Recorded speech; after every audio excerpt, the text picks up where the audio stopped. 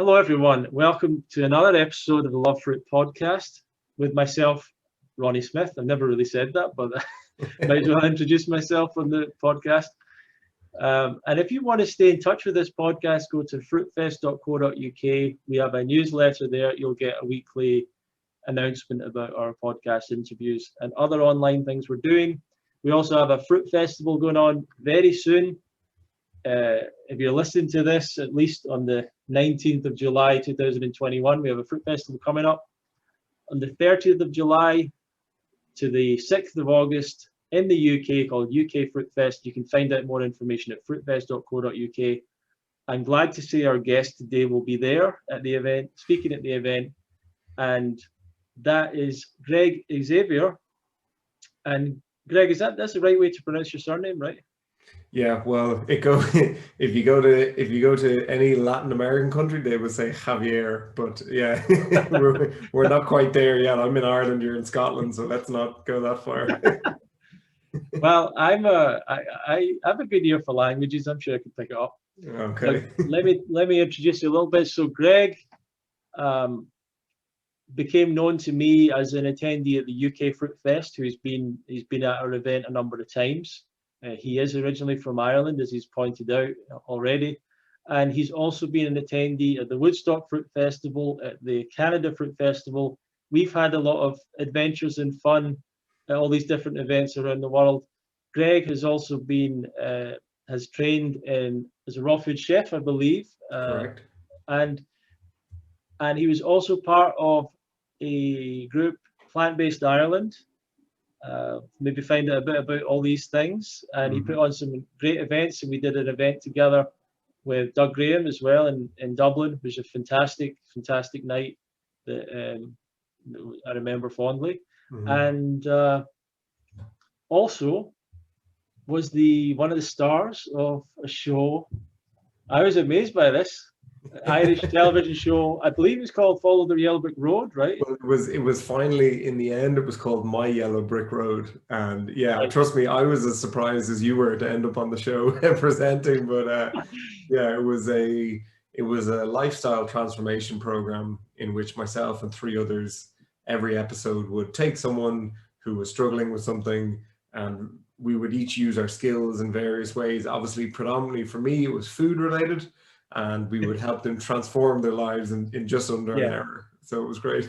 Amazing, and we'll talk more about that in detail. And Greg is also a Wim Hof practitioner, has some great stories about doing a 100% raw diet while being in the mountains with Wim Hof and stuff like that, and everything else. So excited to speak to you, excited to see you at the festival. You're going to be teaching, you're going to be doing food demos, a bunch of different things. And it's going to be great times. But Greg, anything else you want to say about yourself in introduction that I've maybe not touched upon there?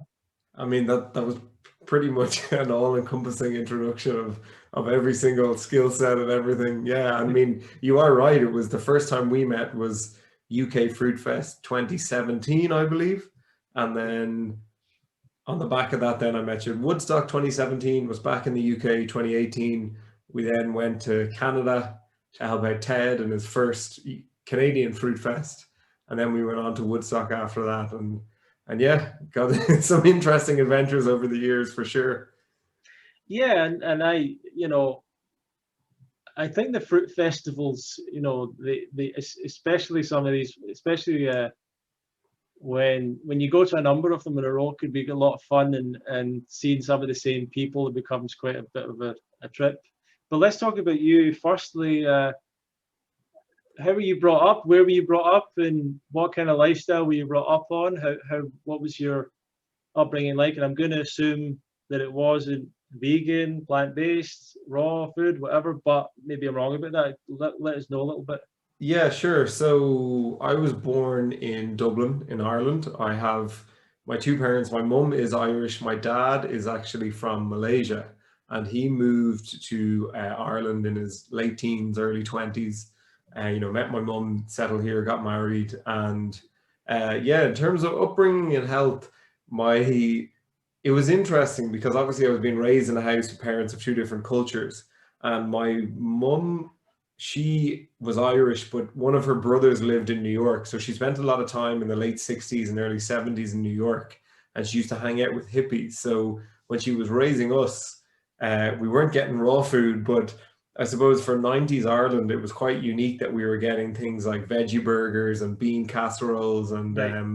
and also I have an older brother who's lactose intolerant, so we were never given milk.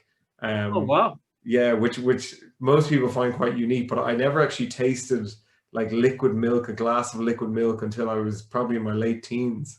Um, and same thing with like cheese and butter. Apart from the odd time being in a restaurant or a hotel, you know, might try some butter, but it was just we were just never given dairy. Which, ironically, now that I've been fully plant-based for over 11 years, it's it all fed in nicely, you know.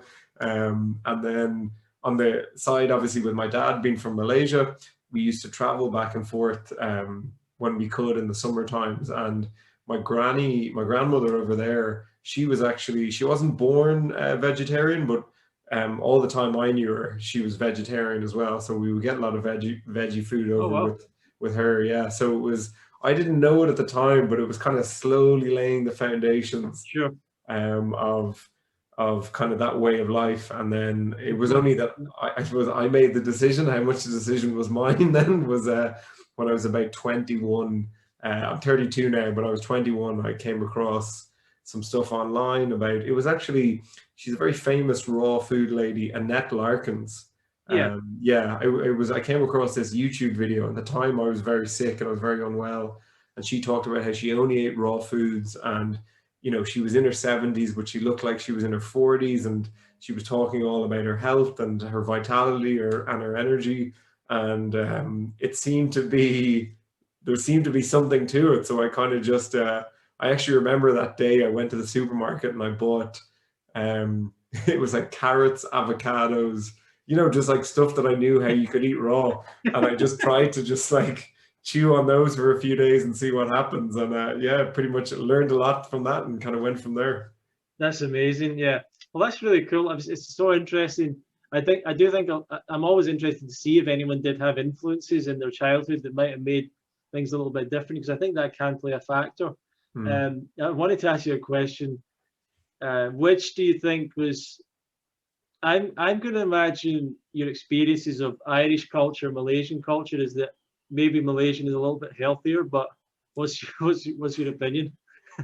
Ooh, that's an interesting one, because in in Malaysian culture, like obviously the food can be predominantly, like particularly my dad's family originated from India, and so it's predominantly like Indian influence. And so a lot of the food would be vegetarian or plant-based. So there's a lot of, you know, vegetables in there, but it can be quite rich and it can be quite creamy. And also they're not that, like the Malay, obviously given the heat and the climate they live in, they're not that active in Malaysia. So you Mm, eat quite a lot of food. It can be very rich, but they're not that active. Then on the flip side, in Ireland, for example, our food was the same as probably you got, which was like meat and two veg, potatoes, cabbage, sure. carrots, you know, that sort of stuff. Um, but I would consider Irish people to be more active. So it's like different parts and different ways we're healthier. Yeah. Yeah, brilliant. Did you get any durian when you were there? Did you have any fruits when you went over to Malaysia when you were younger? Yeah, so I can remember when I would have been like, because durian, technically, my understanding is I believe it's actually native to Malaysia, or at least Southeast Asia. It's one of the countries that it grows, and we would be there at certain times of the year. And I can remember as a kid being fed, or they were attempting to feed me. And I'm talking about when I would have been 6 years old. Things like uh, durian, lychees, what they call rambutan, jackfruit, you know, all these things. And I just thought they were the craziest, because to me, a fruit was an orange, an apple, a banana, maybe some grapes. And they were giving me all these really heavy stuff. And the only thing I ever remember, or my first introduction, the one that sticks with me with durian, is every hotel you went to would have a sign up with a picture of a durian and a big red X on it. And the sign would be in Malay, obviously, but the gist of it was that you couldn't bring durian on the premises because of the smell. I think that's so weird as well, because like it doesn't smell that strong. I just never understood that at all. Yeah, I agree with you. It's a unique smell. Like when you smell it, when you know what it is and you smell it, you say, yeah, that's durian. But yeah, I know exactly what you mean. Like they were so strict on if you're bringing in anything. Like obviously, if we stayed in a hotel, we would go to the markets nearby, and you know, my mum would always pick up bananas, and they tended to be like I think they're called lady fingers or like the sugar snap ones. You know, the Yeah, really small sweet bananas.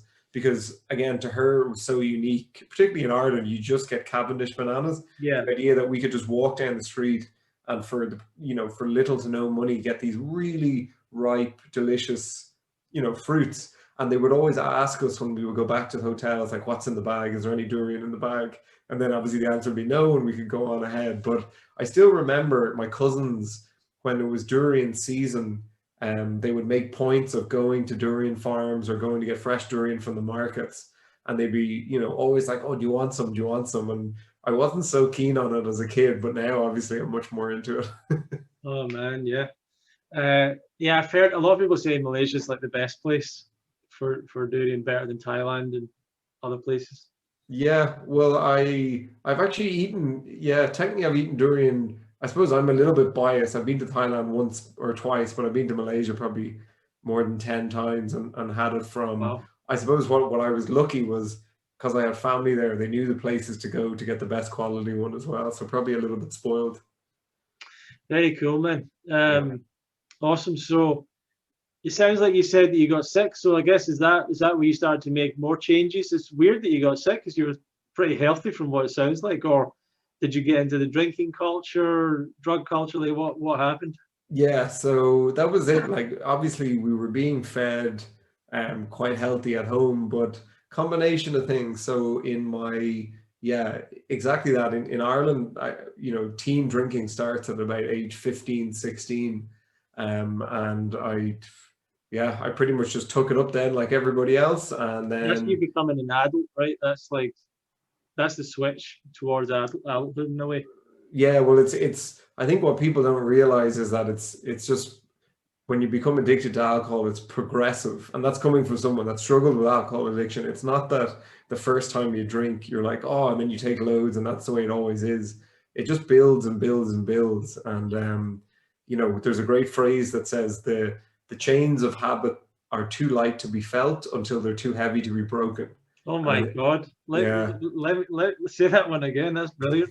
it's the chains of habit are too light to be felt until they are too heavy to be broken.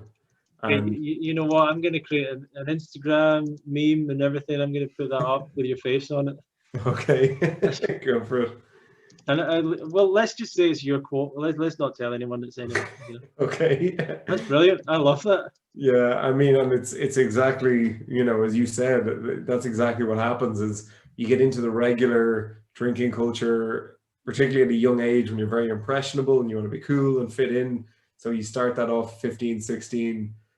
So I was doing that, and then alongside that, I was eating, but my diet was not healthy. In the house, the food was healthy, but once I got to college and stuff, it was just like chips all the time, you know, pizzas, whatever takeaway food I could get my hands on, and there was no interest in the way I was being fed, brought up, particularly by my mum. You know, the like the kind of healthy vegetarian stuff, and then when I was obviously with the alcohol and the unhealthy diet, all of this work compounds and works together. You know, it's all, none of them are isolated, and it was all kind of overall bringing my health down. And I ended up then I had, you know, depression, a lot of anxiety. My digestive health was so, just so horrendously effective. I'd had heartburn, I had acid reflux just all the time. And you know, this was when I was in my late teens and early 20s. So this is something, the idea that I had to take Rennie tablets 2 or 3 times a day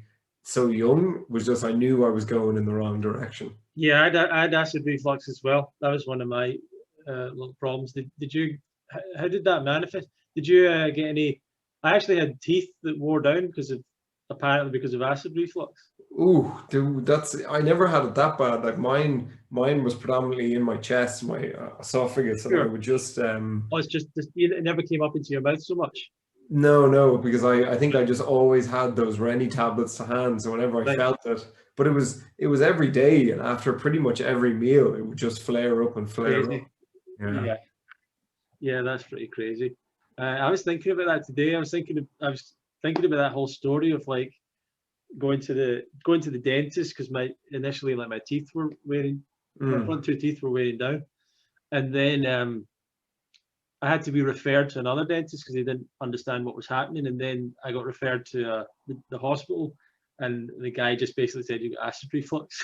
Do you know what I mean? Like, I think yeah, all that to be told like you got acid reflux, and he didn't say anything about diet, as far as I remember. Hmm. I don't think he said anything about diet. I was thinking though how he did that. I don't. Maybe I should say this, but he did. He did check my testicles, and I don't really know what that was any way relevant for the. And I was looking back, going, "What was that all about? Was this guy like just like Just coughing why up not? peel or something?" It's weird. I honestly I have no idea why if your teeth are going bad, he's checking your testicles. I was at the time or later on. I was like, it's probably just a general test they do for boys at that age. I don't know, but it was a bit, yeah, it was kind of a bit funny.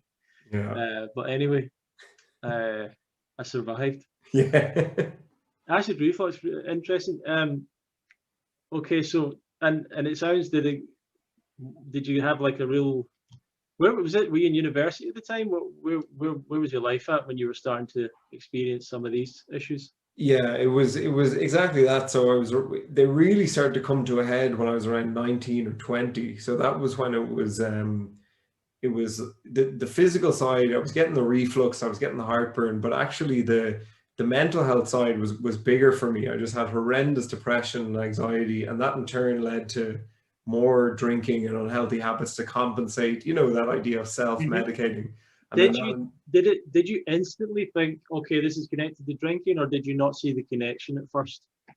no, I didn't. I wouldn't say I saw the connection first. No, Right. and even if I did have a moment where I did, it would be this thing of, oh, but I have to because that's how everybody socializes and that's how I have to keep up Yeah. everything. You kind of, I think at that age, it takes a very strong-willed person to really look at themselves and maybe, Yeah, let me ask you this question. You mentioned socializing. I was thinking about that there. Drinking does come with like I think there's very little benefit to smoking. I think if a person chooses to smoke, I don't think there's a lot of benefit for quite a big downside. If hmm, someone drinks, as long as it's not to crazy excess, generally, you can at least argue there is a benefit to drinking because it does facilitate social interaction and people relax and things like that. And what I'm wondering here is, I never drank. I was never a drinker, never really got involved in that. hmm. But do you look back and do you think that there were benefits to it, or that you met people or had certain interactions, or got opportunities or anything like that through the people you met, through the Hmm. experiences you had drinking? Was there anything you look back on as kind of a benefit or anything like that? Well, I mean, for sure, especially in my college years, I would have met certain people and, gotten friends out of it and friends who I still know to this day. But what I would say is none of that drink wasn't technically necessary for any of that. Like I still could have done all those things without it. It would have happened Right. maybe in a different way at a different time. But I agree with you to a certain extent, particularly in a culture like Irish culture, where the pub is such a central part of communities and a Yeah. central part of the culture. For a lot of people, like Christmas time, everybody meets at the pub. On the weekends, everybody meets at the pub. And if you're outside of that, you're kind of alienated as well. Now, times have changed drastically, I would say, but when I was younger, as I said, late teens, early 20s, everything still very much revolved around the pub. Yeah, for sure. Um, yeah. So were you drinking quite heavily, or date, or like quite often, or was it just when you were stressed, or like why was it kind of getting quite bad there?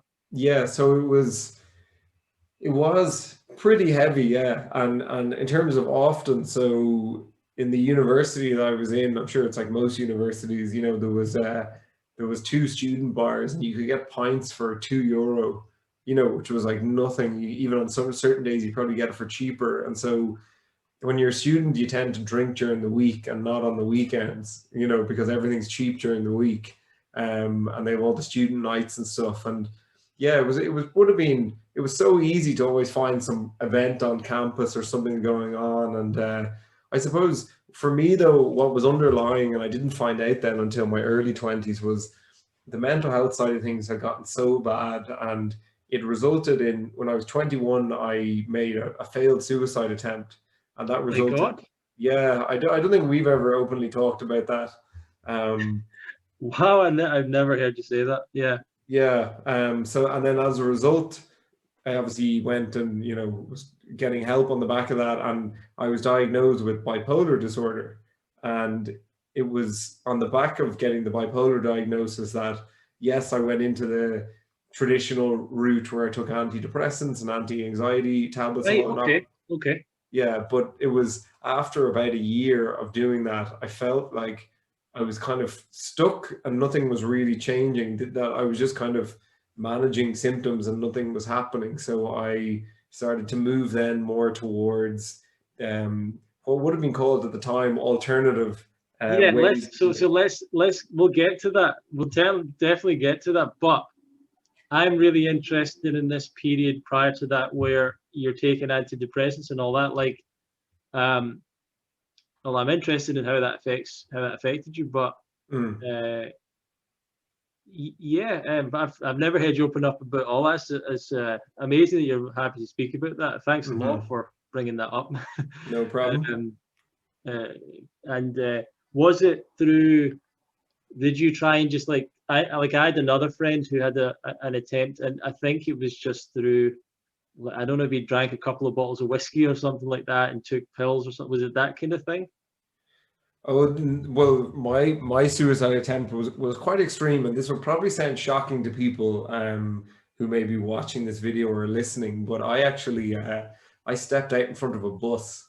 That was my attempt, and the only reason that I survived was that the bus driver actually saw me and moved out of the way, if you know what I mean. As I came onto the road, he moved out of the way. So it was a very bizarre scenario, because probably a bit like, and I don't know your friend's situation, but as far as your friend was concerned, they went through with it. You know, they thought about it and went through with it. And I was the same, but then the way that life transpired, you know, your life went on as opposed to ended. And then as a result of that, and you should bear in mind, like in the late 20s, so you're talking about 2009, 2010, it's mental health, and talking about mental health, particularly as a male, is a very taboo subject. It's not something that you do. Again, times are changing, but it wasn't like that 10, 11 years ago.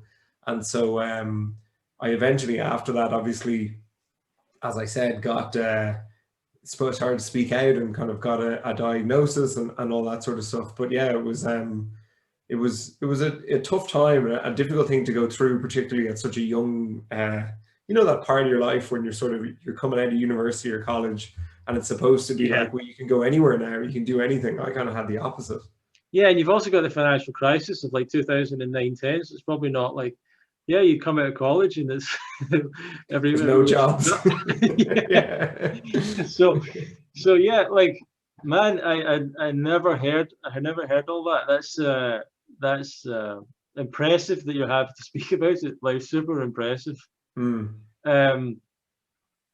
What was there anything particular? Like, was there an event? Like, obviously you were experiencing anxiety, depression, but did anything else happen? Like, you fell out with someone, or you I can't even think. Like, did you get break up, or any of these kind of things happen? Or, well, so if you imagine, it was a period of about a year or two where I was just steadily declining in my mental health, and there definitely was incidences like, you know, breakups and taking time out of college and all these kind of things. But while all those things happened, I can't actually point to any one of those and say, oh, that was the reason. You know, it was because even if you went back a few months before those things were happening, like, my life was actually doing, you know, all things considered, it was actually okay, but it was internally was where all the issues were, you know, and it was like negative self-talk, and it's a loop that just goes down and down. It's very difficult when you're in the momentum is going downwards to stop things and change anything, you know?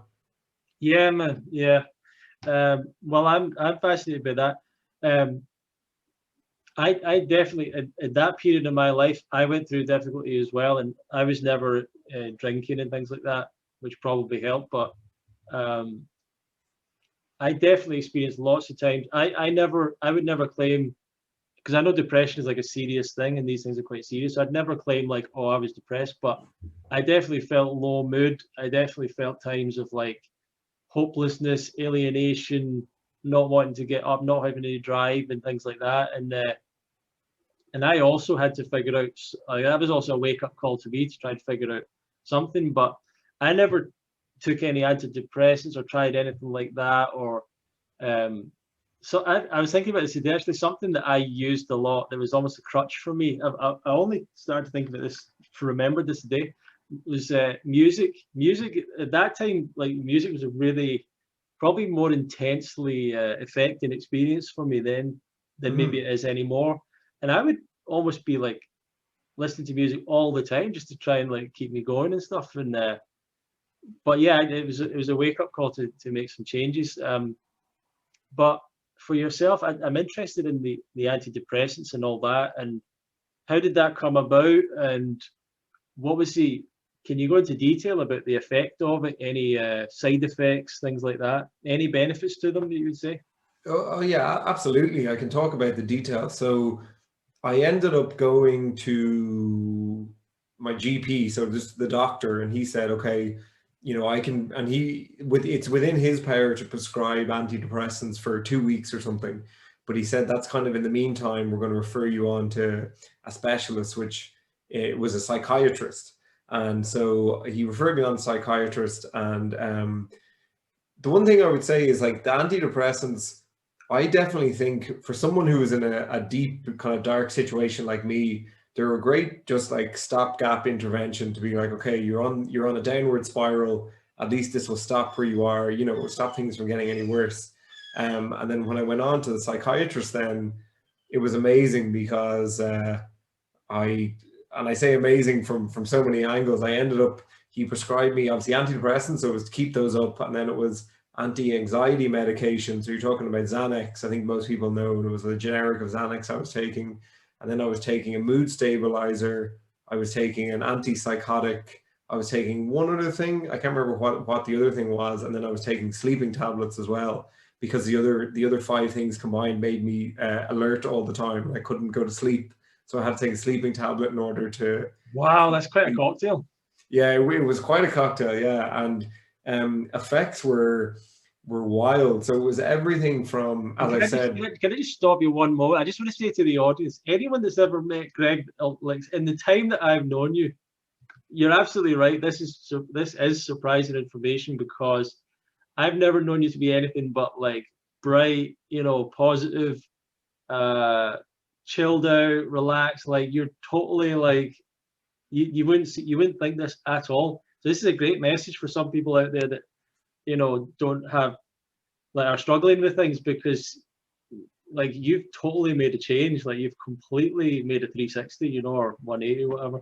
Oh, absolutely, yeah. And yeah, because 360 you end up going the same way.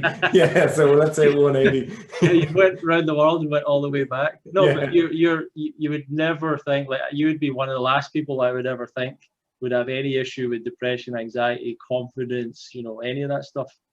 Yeah, no, and I know exactly what you mean, and that's why I sort of preface it with it's probably shocking, because it's not something you would pick up from me at all. But yeah, when I was on all those different tablets, like the side effects, it actually makes me empathize with you more, because I'm usually so jealous of you, because I'm like, how is this guy so great and so confident, so good looking, nothing goes wrong in his life, but now I can actually see, oh yeah, he's had the difficulties as well, you know.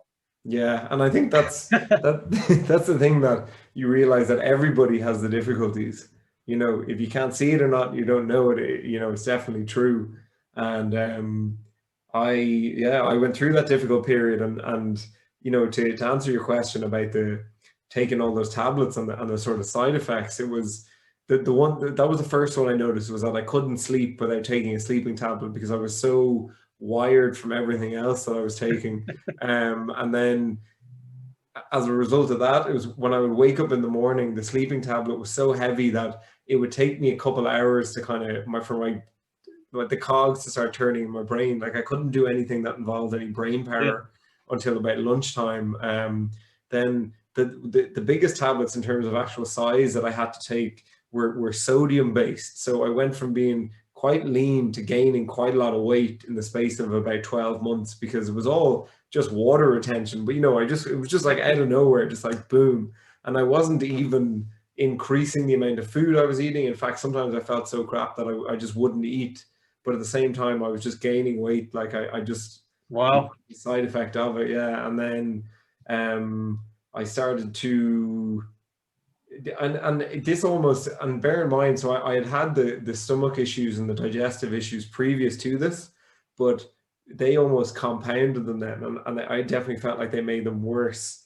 And then yeah, that went on for, I'd say about 18 months. I was on all those tablets, and I started to ask questions then about, okay, I feel like I'm pretty stable now. You know, I would say the psychiatrist, I feel like I'm doing well, I'm stable. You know, should we look at maybe taking away some or reducing some down or whatever? And the general sense, and I don't hold this against him, like I'm not saying that he was wrong, but his thoughts were just like, well, the fact that you weren't stable beforehand and you are now means that we should just keep you on them kind of indefinitely for the rest of your life. And you know, I'm looking at this from the type of thing that when I need sleeping tablets to sleep, I can't use my brain power until lunchtime. I'm gaining loads of weight. You know, like it was yeah, okay, on paper. But on the benefit side, did it, like, here's what the typical thing I hear about antidepressants, right, is that people end up feeling nothing. That's what a lot of people say, like, it takes away your depression or whatever, but you actually end up feeling nothing, and a lot of people don't like that. Is that the experience? Absolutely, yeah. And that's what the way that I described it to people was, you know, imagine a normal person on a scale of 0 to 10. 10 is you're super happy, 0, you're obviously depressed. Most people move between, say, you know, on a line, you might be very happy at an 8 and you might drop down to a 4. And then if you're in depression, you might go down to 3, 2, 1. But rather than being on that line, you're sort of just sitting on the side. Like you're just not even, you know, like things would happen. Let's say, you know, I don't even know, like you're going to your friend's birthday or you get some good news about something or the team that you support wins, and nothing gets a reaction from you. And it's not even that you're just like, oh yeah, you know, I'm not crazy about that. It's just like nothing elicits any kind of emotion from you. And I mean, like internally, you just feel nothing. And it's a really, in the initial stages, obviously, if you struggle with depression like I did, it's nice to get relief from that. But then after a while, when you suddenly realize that like nothing can actually excite you in any way, you become so just like, well, what's the point of doing anything, you know? Did it affect your libido, your motivation for things, like anything like that as well? Oh, absolutely. Yeah. Like I had no interest in, you know, trying to go on dates with people, and my confidence was like low from the mental health, low from the weight gain. Motivation was like, I'm being told by a psychiatrist that this is going to be my life forever now. I'm going to be taking these. And of course, I'm projecting forward saying, well, in the space of 1 year, I've gained 2 stone, which means in 2 years, it'll be 4. In 3 years, it'll be 6. And, you know, everything will just like do nothing but get worse from here on out. And so, yeah. And, you know, even the idea that I couldn't use my brain power until about 12 midday in my head was, well, I won't be able to get a job. You know, I was working part-time in a shop. But apart from that, I just thought like, well, I can't do anything else apart from work in a shop because I don't have the mental capacity to do so. Yeah. So, so you eventually start to make a change and go towards more alternative therapies and all that stuff. Yeah. What was the initial thing that made you see that new direction, or kind of woke you up? Or well, it was that it was basically that all of these side effects were happening, and you know, I was trying to go back and finish because I hadn't finished my college degree, right? So I had trying to go back and I was trying to just do college, but I just couldn't my brain it was like my brain wouldn't fire. I couldn't absorb information. It was just like nothing was happening, and I was getting really frustrated. And then on the physical health side, my reflux was terrible. My stomach acid was horrendous. I was going to all these different specialists, and they just kept putting me on progressively stronger, versions of over-the-counter medicines to kind of alleviate the symptoms. But I knew that all these things were linked in some way. I wasn't living healthy, my brain wasn't healthy, my body wasn't healthy, all that kind of thing. And I'll be honest, like I pinned a lot of it on the medication. I said, well, this is probably a big factor to do with it. And it was around that time that I stumbled upon, as I mentioned in the beginning, Annette Larkin's, and I also stumbled upon that documentary Forks Over Knives had just been released, and I ended up on a forum somewhere. It could have been an old Facebook group that wasn't that big about people who ate plant-based diets, and there was a really famous image that used to go around on those alternative health groups back in the day, where it was a health food shop. It was an animation. It was a health food shop and a pharmacy side by side, and it was all the people coming out of the pharmacy were sick, and all the people coming out of the health food organic shop were healthy. Right. And it was, for some reason, that image in my head was like, oh, there's this whole area of looking after myself that I'm just not doing. And the more I was reading into it, I was learning about, your gut health, and this idea that serotonin, which is what you take antidepressants for, is actually the majority of it is made in your gut and your liver as opposed to in your brain. So then I was thinking like, well, if I switch up my diet, I'll have more serotonin and I'll be less depressed. And, it was all these things. Like I was just picking information, but it got to the point then where I just stopped going to my psychiatry appointments, and I just kind of stopped taking my medication, which is not advice to anyone, by the way. It was a very risky thing to do. But alongside doing that, then I knew I had to change up the way that I was living. And the first thing that I did was completely overhaul my diet. Amazing, amazing. So you were pretty much straight away finding out about plant-based diet and raw foods and things like that. That's great. Were you, like, I guess you were searching for information at the time? Yeah, and that was it.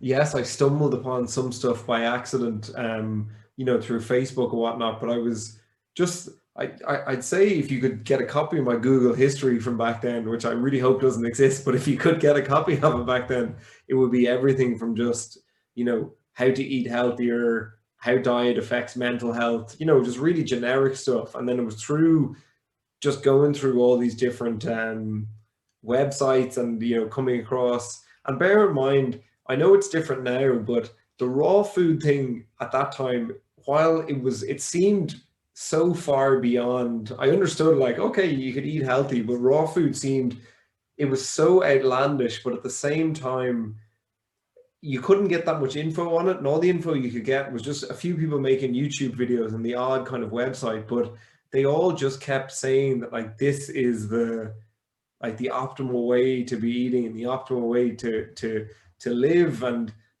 just plant-based eating in general was the way to go. And so it was really odd in that, as you said, like that actually fell into my lap on day one purely by accident. But at the same time, it seemed the idea that I could live my life like that seemed like so insurmountable. It was like, oh well, maybe one day.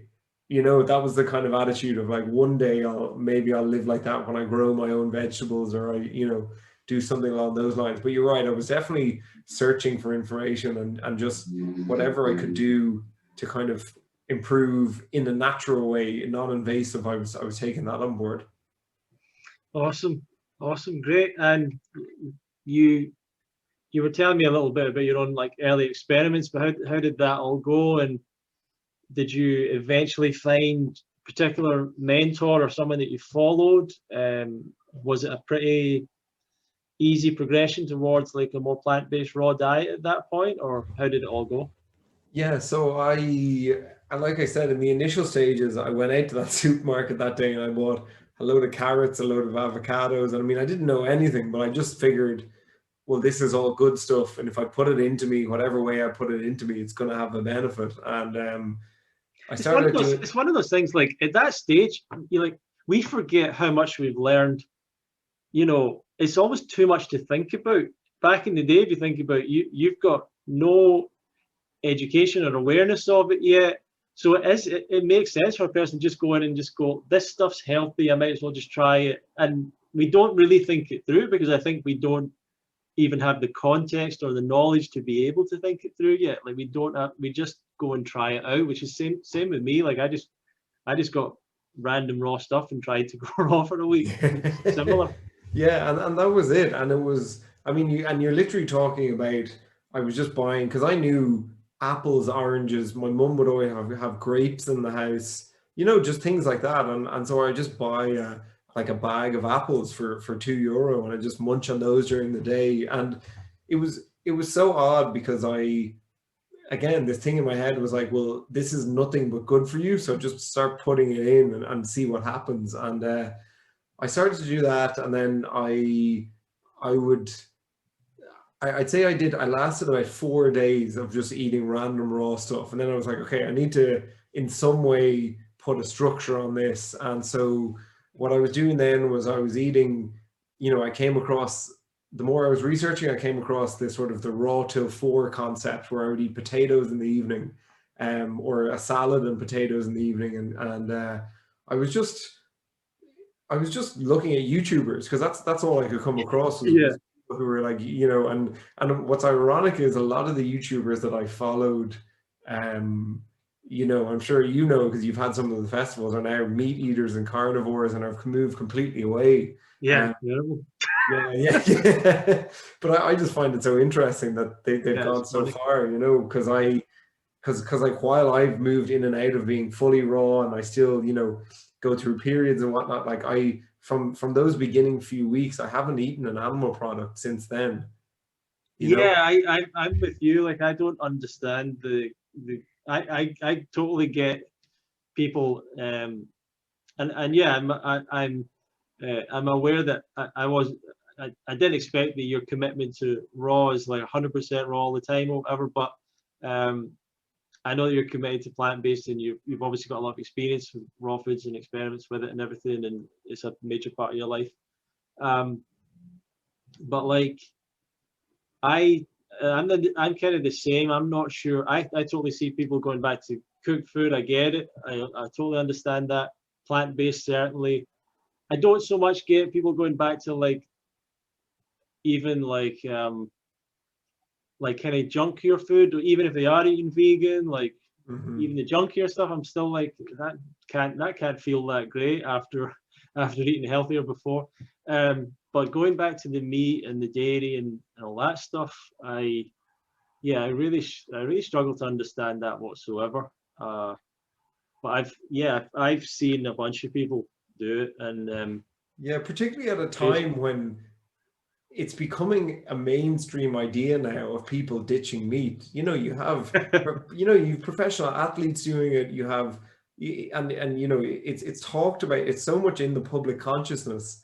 The idea that people have completely moved away from it, and not even, because I've had times where, particularly, and I'm sure you had this in the beginning stages, where I would try something for a while, like experiment, and then realize that it wasn't working because I wasn't doing the right thing, or I didn't know enough, and I had to learn more about it. Whereas I think that I've come across people, and people I used to follow, and I'm sure you know plenty from the sort of community, that would have followed a raw food diet, hit a kind of stumbling block, and gone, well, okay, obviously the whole thing is wrong now, and I'm going to completely abandon this whole, rather than just sort of saying like, well, maybe I have to switch up my approach here, or I have to learn a bit more, or speak to other people who maybe have a similar issue, Yeah, and I kind of always feel as well, like, I think it's better for a person to, I think going back and forth between raw and vegan, and back to raw, and back to then fasting, and then back,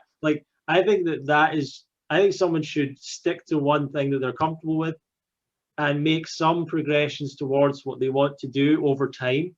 But I think that it's quite difficult to jump back and forth like that, and I think people can end up being a bit unstable, because they're trying to be raw, but they don't quite know how to do it. They don't, they've not really accepted what it actually means, which is, you're giving up these other foods and you're not having them. You can't really incorporate them. You can't really control it as much. You can't really, like I think it's more realistic to do 50% raw and plant-based than it is to do 95 or 80%. So I think that's actually quite difficult to like have just a little bit of cooked food. I think that's quite disciplined if people are doing that. But you know, I've seen people, you know, I think it's quite common as well that a person can slip off raw and they go back to like not necessarily junk food, I don't want to say that, but McDonald's fries, for example, McDonald's French fries. I've seen that happen. I've seen, you know, and then they might go, well, my friends are going to the restaurant tonight, and then they go and have something like completely away from what they're doing. And that kind of drastic shifts. And then the next day they're not feeling good and they're feeling like they've let themselves down. And people go through a lot of emotions with that stuff. Well, they do. And, you know, you've made me think of two very interesting points there. One was, when I initially started, I told you I stumbled upon Forks Over Knives that had just been released back then. And the original cut of Forks Over Knives, the Dr. T. Colin Campbell, who's well known in the plant-based and lifestyle medicine world, he actually said in the documentary that he said that people had to eat a minimum of 51% raw in order for this way of eating to be, you know, the healing aspects to be effective. Yeah. And that didn't make it into later versions. But I remember specifically at the time seeing that and thinking that was very interesting. And all the clips that you see of him eating in the documentary, it's all raw foods. You know, I found absolutely, yeah. Yeah, and yeah, and I like I've not looked into all that the science around that. I'm kind of talking about more that it's certainly easier for a person, I think, to stick to, you know, more raw foods and a lot of raw foods and adding raw foods to their diet and cutting out the animal products. Like I know people from the festival who certainly aren't 100% raw, but they've changed their life because they've cut certain things out. And I prefer to see someone who goes, right, I'm cutting out dairy, I'm cutting out animal products, I'm cutting out processed foods.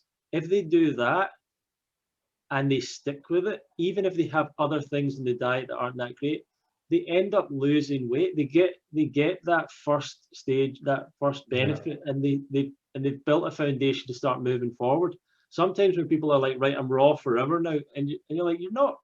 You have to accept if you're ready for that or not. And for me, like, I'd been making diet changes since I was like probably going back to my teenage years, like doing experiments and changing things. And I cut out sugar and caffeine and all this stuff. And some people are not at that like stage yet where they've really come to peace with that kind of thing and are ready to make that next level. So I think that it can sometimes be too much. So I try and encourage people, like, make one change that you're happy with, that you're definitely going to stick to and commit to it. And then once you're comfortable with it, make the next change. And only a very few people like get the inspiration to go 100% raw or something, or even vegan and just do it overnight. Like a lot of people, it's a back and forth. Yeah, no, I absolutely agree with you. And if you had seen me over the last 11 years, particularly in the early stages of the initial years, there was periods of, you know, super hardcore into it, and then I would kind of slip backwards and I wouldn't really know, you know, and I had to keep learning. But one tip that I give people, you know, particularly because with the Plant Based Ireland that you were talking about there, that, you know, that company, and I do a lot of education around that to groups and corporate groups. And one thing that I always point out to people is there's a big push nowadays for instant results, and people want meal plans. You know, if they come across an eating and they say, okay, give me a 30-day meal plan, I'll follow. Hello everyone, slight technical issue there, and we're back the whole next day. Actually, we're filming part 2. But Greg, you were just saying about, you were just telling us a little bit about some of the, you know, the work you do, I think, with corporate clients and the meal plans, and I think that a lot of people are interested in that. And Yeah. So yeah, let's keep on going down that track. Yeah, so what I found over the years, and I'm sure you've gotten this as well, is a lot of people, let's say I give a talk, or someone stumbles across some stuff on your website and they like the sound of it. It seems like something they want to do. And often I found I got contacted a lot for people saying, "Oh, can I get a month-long meal plan or a 30-day Right. meal plan?" Or and that's what they want. And I always explain to people that if you take a year, so 12 months, 30 days only represents 8% of the whole year. And what you do in the other 92% is actually what's going to dictate how healthy you are. Right. People have this idea that, like, oh, January, I'll just go super clean in January. Most of the time people don't make it through January. They get to about the 12th, 13th, 14th and kind of fall off the wagon a bit. But the way to turn that on its head and make a more sustainable change is that breakfast alone represents 33% of what you eat in a year. And that's the equivalent of, say, 3 months worth of eating. So I always tell people, you were saying, yesterday, which technically was a couple of minutes ago for anyone watching, about how, small sustainable changes is the way to go. And, if you can just take one step in the right direction. And I think just taking control of one meal, and as you said, make sure you're comfortable with that, and it's not causing you any stress, and you're totally okay with it. Then you look to see, can I improve the next meal and the next meal. So that's a point that I always make to people, is don't look at it as something like, okay, I have to do all this starting tomorrow morning. I'm throwing everything out of my kitchen and it's going to be a complete change. Because most of the time, no matter how motivated you are, that's not the way to actually approach things. Sure. Yeah, I think you have to take into account, and this is changing your diet and your lifestyle in general is a big learning process, and you really learn a lot about yourself and about the body, but a lot about the mind and a lot about habits. And it's very hard to change habits, and it's every time you change habits, it's kind of the same process. It's quite difficult, and then eventually you do change and you get used to it, and it's just like anything else. So I think we've talked a lot about your story so far. You found out about raw foods, forks over knives, plant-based and things like that. Mm-hmm. We got to a certain point, but where did you go to from sort of there? I guess, like, talk to us more about the development, I suppose, of getting to a healthier diet where you're at now and everything. Yeah, sure. So obviously in the initial stages, I think, like a lot of people, when you find this out initially about this way of eating, you sort of, well, I found about the raw foods, and I was looking at forks over knives, and they were talking about plant-based diets, and I was like, this is great, this is the way to go, and I need to learn more about this. And that's what I was doing. But I definitely made mistakes along the way in terms of accidentally going down the road of introducing a couple of processed foods into my diet and kind of going, well, these are vegan, these are, therefore they're healthy, and therefore I could probably just eat loads of these and be fine. But then you find very quickly, the more of those you add in, the more frequently you eat them, it doesn't necessarily work out that way. So that was definitely something that it was a mistake. Again, like you were saying, it's a mistake you almost have to make to learn about yourself and learn about, the longer term way of doing things. And I did a couple of things. I studied, I found a plant-based nutrition course online with Cornell University, and I did that course. And then do you recommend that course? I thought it was a good course. Yeah, I mean, it's fairly science heavy, but it's very much a comprehensive overview of how, let's say, in the world of lifestyle medicine, how they're approaching plant-based diets for certain health conditions. And again, it's T. Colin Campbell, the guy who was one of the main doctors in Forks Over Knives, and I found that very helpful. And then in the midst of all this that was going on, slowly but surely, over the course of a couple of years, I started to pick up little pieces of information here and there and post some stuff up on social media, and people started to ask me a lot of questions. So then I started to put together, PDF documents of all the links I should, and then that became PDF documents, which became emails, which eventually then I started a blog, which became a fully fledged website, which is Plant Based Ireland. And that's where I just started to share information with people.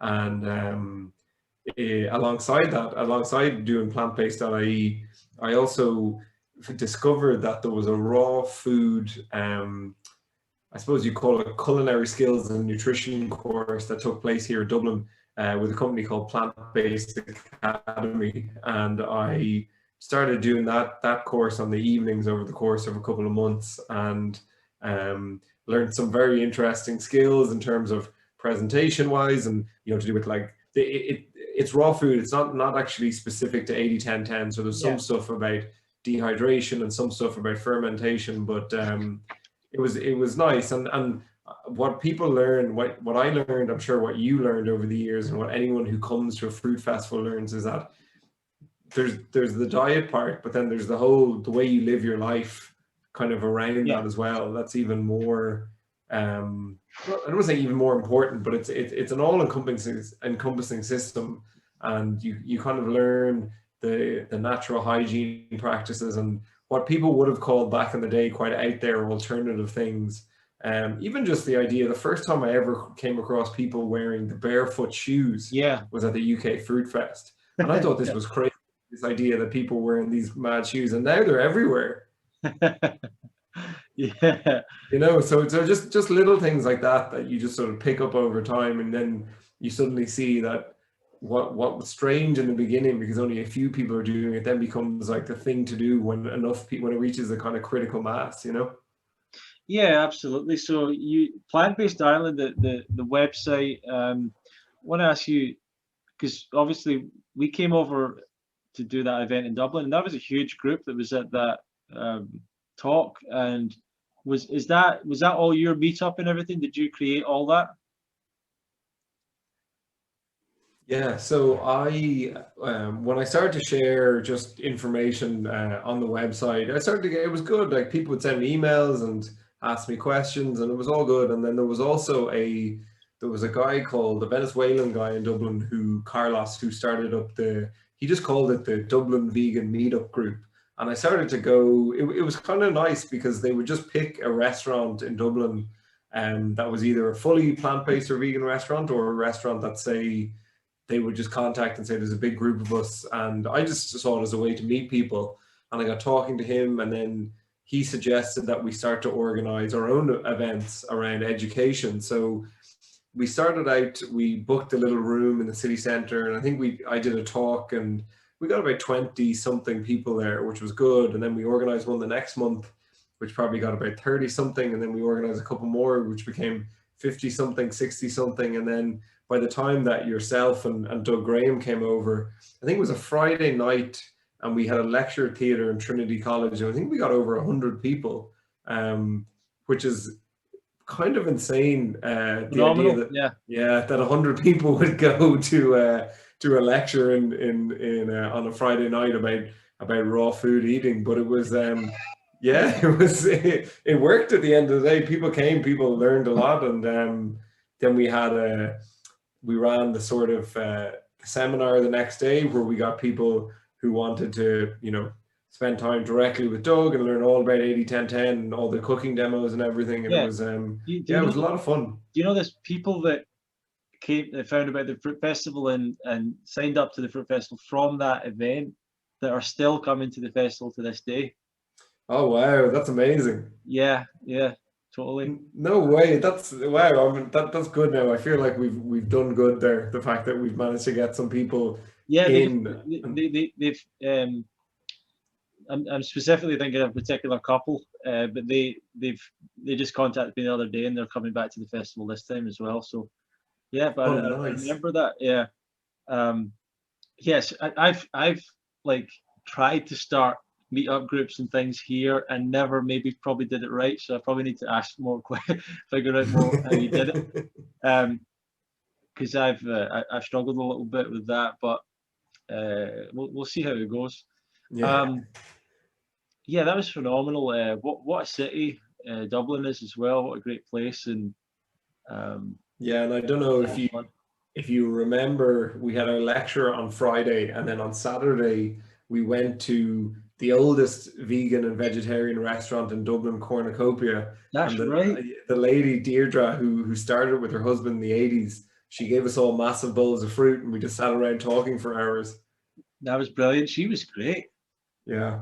Yeah, she was like, she had such a youthful energy about her. I remember her being so like, I don't know, just no sense of her being an older person, right? There was no like, I don't know how you put it, no resentments, no bitterness about life, nothing. Like there was just this total excitement, energy, like enthusiasm. Brilliant person.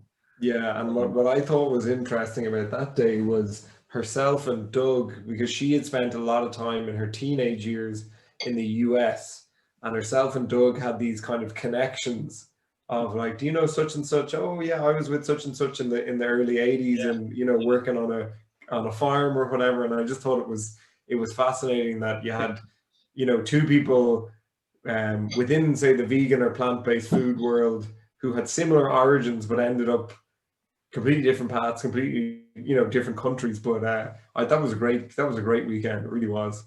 yeah, I really do think we had a good impact that weekend, and I personally feel, or I prefer in-person educational and community experiences, whatever you want to call it. Like, I really think one-to-one, one to even a small group, I think it can be so powerful. Because I'm not sure why. I think maybe with diet and lifestyle, people need a little bit extra encouragement, or something. And so I really want to try and, obviously with the Fruit Festival, it's a live event, and I just want to keep on trying to put together more things like that, because I just think it's got a real power to it in terms of getting the message out to people. Social media, like, obviously it expands to lots of people, but I think there's actually a real power in just getting a few people sort of really into it, and what they can then go and do, and they can help other people, and sometimes you could blast something out to millions of people or whatever, and it feels like it doesn't have as much of an impact or something. Or Yeah, I know what you mean. It's that idea that you can reach 10 to 20 people in a room, but if you put it up on the internet where theoretically millions of people could see it, how many to actually absorb it and take it in?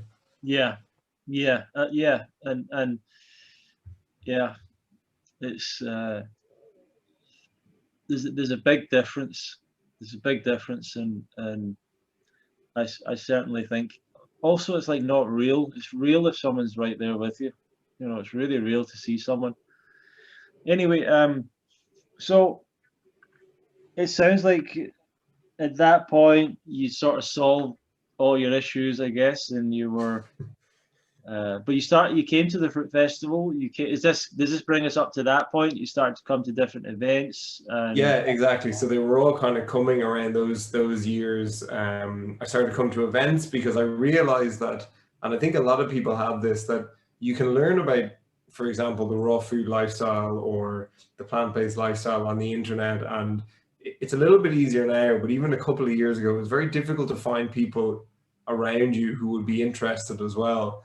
And so I realized then that I had to start to go to places where there was like-minded individuals, let's say. So yeah, I went to the UK Fruit Festival 2017 and all that stuff. I had done that Plant-Based Academy, the raw food, the chefing course, and I had done the started up the plant-based.ie all around that time, and it all just again, what I thought was cool was I got into it for obviously reasons of my own health issues, but then I found that I could share information and help other people who are having various health issues, and not necessarily I'm training them or coaching them, but I can point them in the direction and share my experience. Sure. And there's a lot of, again, if we talk about the internet and social media, people can post up about a lot of stuff, but there's a lot of weight when someone says, oh, actually, I was exactly where you were a few years ago, and I understand where you are, and it's difficult, but this is what I did. And I think that holds so much more than just a generic kind of announcement about, oh, this diet's good for mental health, or this diet's good for digestion, you know? Yeah, I think a lot of people get more inspiration from just the other attendees they meet at events as much as they do, or even more than speakers and teachers and guests and things, because you might hear an even more profound story from someone that you don't see on the stage. You know, it's and oftentimes you see that. You know, you see people that have really been through some amazing stuff, and they just come to these events because they continue to love it and enjoy being around the people. They don't really want to be a teacher or anything like that. They don't have that desire, so they keep quiet. So yeah, now, so all that was going on. You've also been to Woodstock. You've been to we were at Canada. Do you want to give any reflections for these events? I know Woodstock's coming up again soon. Canada's not happening this year, and maybe that's in the near future. But what was your experiences there? Yeah, so it was only after I went to the UK festival, because the Woodstock one, it seemed like, oh, it's in the US, it's another continent, it's, you know, way in upstate New York, I don't know how to get there or whatever. So I just figured, well, I can be in Birmingham airport in an hour from Dublin or less, and then I just get the trains and I'll go to the UK one to kind of test the waters. And I remember I finished up that festival. I think I got home, and that night then I booked my ticket to go to the Woodstock festival, because I just had, I had such a good time. And as I said, it was like, the food is only one part of it. It's meeting the like-minded people. It was, you know, doing the yoga and the mindfulness related things, and just again, it's what even 5 years ago people would have called that alternative right there. But now all that stuff is just accepted widely as, oh yeah, these are things you do to look after your mental health, and these are things you do that that again, you know, would have been quite wacky a couple of years ago. But, you know, I was picking up on it, and I think the main thing was the more I was learning about this stuff and doing it, I just felt so much better. And like, that was it. So that was, for me, that was the proof. I was like, okay, this works. I'll just keep immersing myself in the environments and keep going. And, you know, I've made friends at the UK Fruit Festival, the first one I went to, and Woodstock, and everything, that I still talk to this day. So it's yeah, it's a great supportive group of people for sure. Yeah. And now let's talk about the TV show. I mean, and I'm not sure if you were doing, because like you were talking about this becoming more of a profession, you know, for you. And was it a transition there prior to the TV show, or were you already kind of working, doing this mainly, helping people with this kind of stuff? Or yeah, so I mean, I noticed the increase in people interested in, say, plant-based eating, and I was getting emails to say, oh, can you give a talk to our company group about this, or, you know, help out people, and that was all fine. But the way the TV show came about was a company, just a production company in Ireland, put out an open call and it was really vague. They just said that they wanted someone or people who had overcome some challenges in their life, and could they talk about it and perhaps help others. It was very broad and not a whole lot to it. And actually my sister sent me the link, and she just said, oh, you should apply to this. So I applied to it, and everything that I've told you about the mental health difficulties and the suicide attempt and kind of changing up my diet, I just after I filled out the application form and they called me up, I just told them exactly what I told you. Yeah. And as a result, then that kind of, I mean, it got me a spot on a show in our national broadcaster, which was very, it was quite the leap that came out of nowhere, but it was a lot of fun. Yeah, that's fantastic. Did they let you know exactly why you stood out, or why they thought you'd be a good part of that? Well, I'd say I think they were taken aback by, I suppose, my honesty and openness about everything, the same way you were at the beginning of this. And also, I suppose it's a relatively unique story, and you know, I think me telling them about going to fruit festivals and that sort of, it was, in their heads was this idea that I was living on a commune and I had gone completely, you know, away from the world. And and also, I suppose, what's always important to note in a situation like this was that I had taken some courses and I had some qualifications in the area as well. So I had experience and then also the qualifications to sort of say back up what I was saying. And it was a great experience. We shot the program all through 2019, and then it went on air at Christmas 2019, and then obviously, you know, 2 months later, everything had to be shut down. But it was brilliant, and I got so many messages from people, obviously people I knew, people I didn't know, just finding me on social media, just saying, you know, like, well done for speaking out about mental health issues and depression, particularly as a male. A lot of people interested in this idea of, you know, obviously in Ireland, and I'm sure it's the same in Scotland, the idea of even just not eating meat is wild to most people, you know, particularly in rural Ireland, where the agriculture industry is, you know, obviously it's the main employer of people and such a part of the community. So a lot of people with a lot of questions and feedback, but it was overall it was brilliant. And that opportunity in itself, while then COVID came along and sort of shut everything down, has kind of opened up a whole other world now. And working on a few things, can't say much, but hopefully there'll be more now to come in the near future. And that, give us a bit of a background. Was that show aired nationally, or how did it, you know, how did it get out there? Yeah, so it was aired. We had 6 one-hour episodes, and they were aired on RTE, which is our national broadcaster. It's basically like our BBC, and it went out on Thursday evenings in a prime time slot, technically. So it was it was very cool. And, you know, alongside it, we got to, obviously in the promotional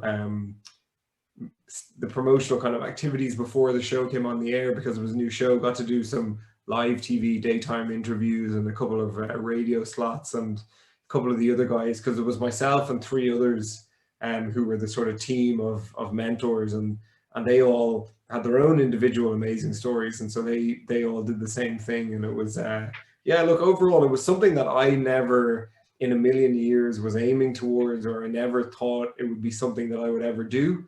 And so it was definitely like quite the experience, quite the learning curve as well. But I mean, I had an amazing time, and I think the main thing is that everyone we had on the show, we were able to help them, and also obviously inspire others who watch the program as well. So it was just brilliant. Yeah, awesome. And you're talking about things that came out of that. So do you get recognized, or do you get a lot of messages, a lot of contact from people interested in working with you, or you know, what was the impact of it? Yeah, so exactly that, like a few things. The recognition thing was something that the first time it happened was actually the morning after the first episode had been on the night before. Because So you kind of stand out anyway in Ireland, I guess, because you know, yeah, you got a bit of a different look, I suppose. So you probably already like stand out a bit.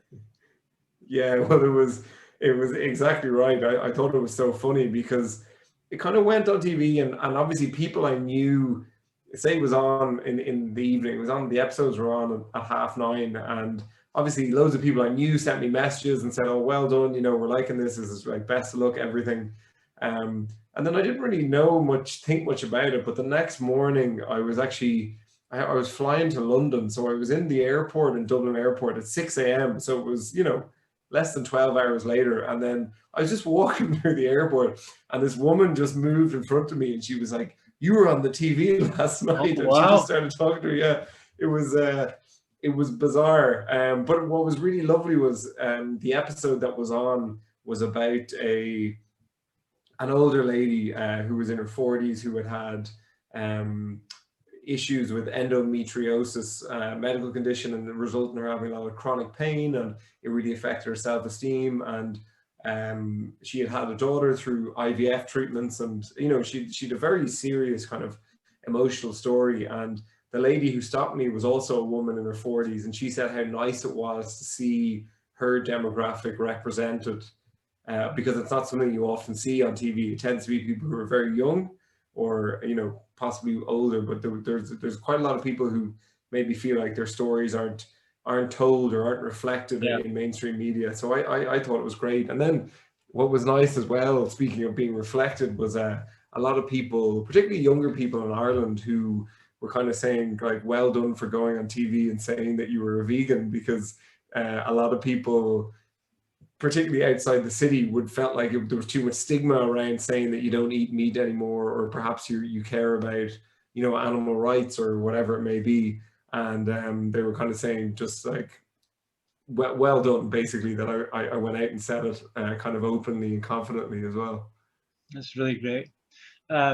Yeah, I'm sure that'll have a long-lasting impact as well. And maybe it comes back or you do something else, but we'll look forward to that when you're ready to tell us more. Something we've not touched upon, a whole other part of your story, is the connection with Wim Hof, right? And there's a few other things maybe we can talk about, but yeah, let's go into that. I'm supposing when I met you first, the UK Fruit Fest first time, I don't know if you'd mentioned that at the time. I don't know if you were into that then, but yeah, certainly over the course of time, you were teaching people some of the methods. So how did you get into all that? Yeah, so it was exactly that. That was 2017 that I was obviously had my ear to the ground in terms of all these alternative health practices and, you know, things that were a bit out there at the time. And Wim Hof is very well known now, but 5 years ago he wasn't as internationally recognized, let's say. Sure. But I had just come across him on the internet, and, you know, I'd seen him on some podcasts and he was talking about these breathing exercises. So when I first came over and met you in 2017, I was into it, just kind of, I knew about it and I read a bit about it, but it was actually that winter. So you're talking about, you know, for 6 months after I went to the fruit festivals, I went on an expedition with Wim Hof in Poland in the mountains for a week in the middle of winter. So you're talking about outside air temperatures being anything from -3 to -11, -12, and we were out over the course of the week. We were learning more from him, and then we were doing every day we would do different cold exposure exercises. So you're talking about just, it ranged from just going for a walk out in the snow to going swimming in water that was just over freezing, and it culminated in a trek up a mountain, which was a 4-hour trek. And at the base of the mountain, it was, and I'm talking in Celsius here, when we got off the bus it was about -5 Celsius. And when we got to the summit, it was -12. And, you know, that was a 4-hour climb. And I was just wearing hiking boots and swimming shorts. But I also had a hat on my head, because I think psychologically, when I had something on my head, it was like, this is going to keep me warm here. But that was really interesting. And obviously at the time I was following a 100% fully raw diet, which I was told when I went to apply for that expedition and they asked about dietary requirements, you know, I said my requirements, and then I said, will this be will this limit me in the way that I can expose myself to cold, and, you know, will I be at a disadvantage to other people? And they just responded and they said that they didn't know what a raw food diet was. So I kind of said, okay. Amazing. Yeah. So yeah, that was an amazing experience. And then the following year, 2018, I trained to become an instructor, and that took the whole year process. And I obviously trained with Wim Hof, and I think at the moment there's probably in the world there's only about 500 licensed instructors in the world, of which I'm one of them. So it's something that's very in demand, you know, skill set wise, and loads of people want to know about it. So I'm always happy to teach. Obviously everyone knows about the ice baths and the cold water side, but I'm always happy to teach the kind of the mindset and the philosophy behind it, and the importance of the breathing exercises, because I got into it for mental health as opposed to the kind of, you know, all the physical stuff with the ice baths, and that's all part of it. But for me, it was all about mental health side of things. So I love teaching the benefits that I got from it to other people. Yeah, great. And well, let's talk about, you're coming to the festival, UK Fruit Fest, taking place 30th of July, 6th of August this year, 2021. Fruitfest.co.uk for more information, everyone. But Greg, you'll be there teaching. some food demos. Love to Yeah. hear more about your story, of course, there, workshops and things like that. Yeah. Looking forward to it.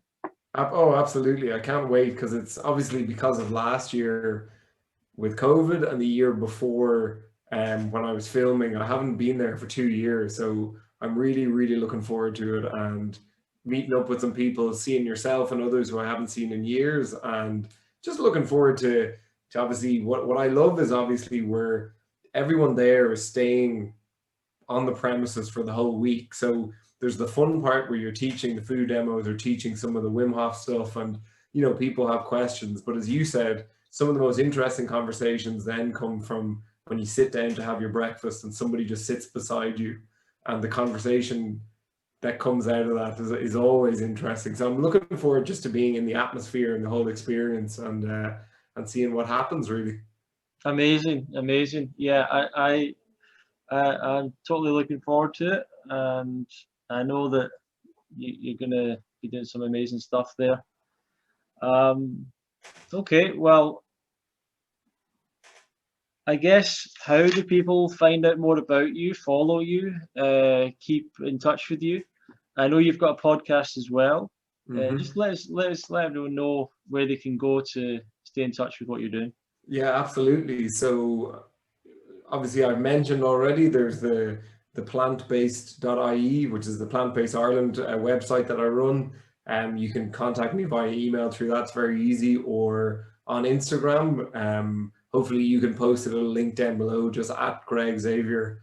That's Greg, Greg Xavier. And if anyone has any questions or wants to know more, between the two of those, you'll be able to get a hold of me and follow what I'm doing. Awesome, man. Well, yeah, obviously, good luck with everything you're doing. Look forward to seeing you soon. I highly recommend everyone goes and follows you, interacts with you, and gets to spend some time with you if they can, whether at the Fruit Festival or someone else. I think Greg's a great guy to be around, and someone that everyone can learn something from. So totally recommend everything you're doing, and look forward to seeing what else you're doing. So thank you very much for joining us, Greg. Any last words of wisdom before we finish?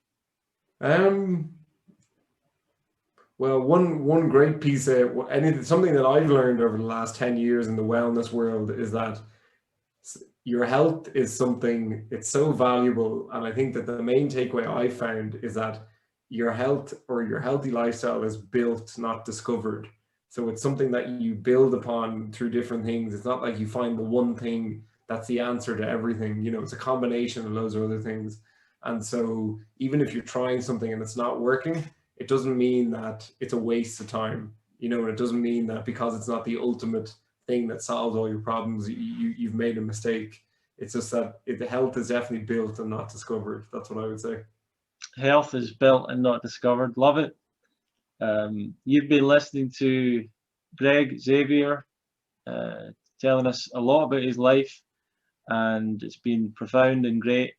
And thank you very much for listening to the Love Fruit podcast. Feel free to subscribe at fruitfest.co.uk for updates. You can join the forum as well, the UK Fruit Fest forum on Facebook if you like. Lots of links over at fruitfest.co.uk if you want to look at other videos, YouTube channel, other episodes of the podcast, and feel free to get in touch as well. Thank you very much for listening and watching, and we'll see you in another episode of the Love Fruit podcast.